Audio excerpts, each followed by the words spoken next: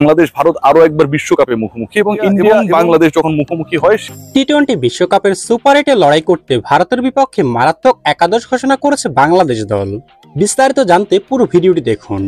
দর্শক, ক্রিকেটে বাংলাদেশ ভারত লড়াই মানে এখন অন্যরকম উত্তেজনা, আর সেই লড়াইটা যদি হয় বিশ্বকাপের মতো বড় ইভেন্টে তবে তো কথাই নেই।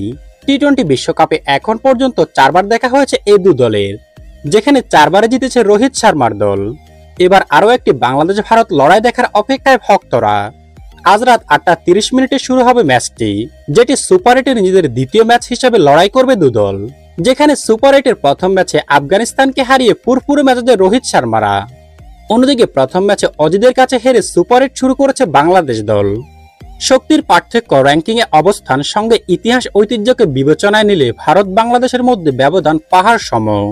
আইসিসির ছোট্ট ফরম্যাটে ভারতের বিপক্ষে 13 ম্যাচ খেলেছে বাংলাদেশ দল, এর মধ্যে মাত্র একটিতে জিতেছে টাইগাররা। টি-20 বিশ্বকাপে 4বার দেখা হয়েছে এ দু দলের, এর মধ্যে সবকটি জিতেছে team India.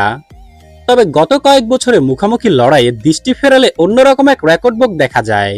অ্যান্টিগার sir Vivian Richards স্টেডিয়ামে রাত 8:30টায় ম্যাচটি শুরু হবে। তবে সব চাপিয়ে কেমন হবে বাংলাদেশের একাদশ এ ম্যাচে তা নিয়ে রয়েছে আলোচনা। বাংলাদেশের জন্য বড় দুশ্চিন্তার কারণ বুমরা আশদীপদের নিয়ে গড়া ভারতের বিশ্বমানের বোলিং আক্রমণ, যাদের সামনে কঠিন পরীক্ষা দিতে হবে শান্ত লিটনদের। একই সঙ্গে ভারতের বোলিং ইউনিটে আছে বিশেষজ্ঞ স্পিনার জাদেজা, যিনি এর আগেও বাংলাদেশকে বেশ ভুগিয়েছেন। তাই এদের সামলেই খেলতে হবে ব্যাটারদের। যদিও এই ম্যাচে জয় পেতে হলে ব্যাটারদের ছন্দ ফেরার বিকল্প নেই টাইগারদের সামনে। ফলে ভারতের বিপক্ষে ব্যাটিং অর্ডারে সৌম্য সরকারকে দেখা যেতে পারে, তাও শেখ মেহেদীর পরিবর্তে।